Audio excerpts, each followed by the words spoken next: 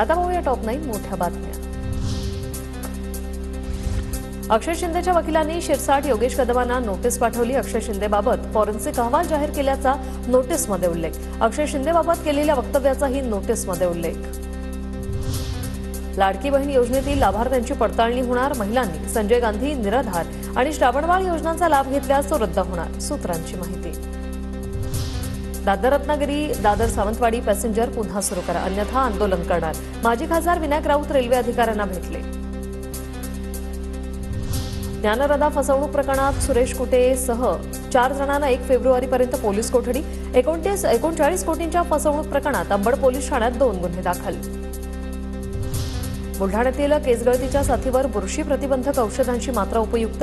नागरिकांच्या डोक्यावर पुन्हा नवीन केस आल्याचा नागपुरातील क्षेत्रीय आयुर्वेद अनुसंधान संस्थेचा दावा। लातूरच्या उदगीरमध्ये कोंबड्यांना बर्ड फ्लूची लागण, कोंबड्या आणि अंडी योग्य पद्धतीने नष्ट। नागरिकांनी घाबरून न जाता योग्य ती काळजी घेण्याचं आवाहन। जिल्हा नियोजन समित्यांच्या राजकीय नियुक्त्या रद्द, राज्य सरकारकडून आदेश जारी। पालकमंत्र्यांच्या सल्ल्यानुसार नियुक्त्या रद्द करण्याचा निर्णय। जीएसएलव्ही रॉकेटच्या सहाय्याने दळणवळणाच्या उपग्रह NVS-02चं उड्डाण। भारतीय उपखंडातील नागरिकांना आता अचूक स्थान, वेळ आणि वेग या उपग्रहांमुळे मिळणार।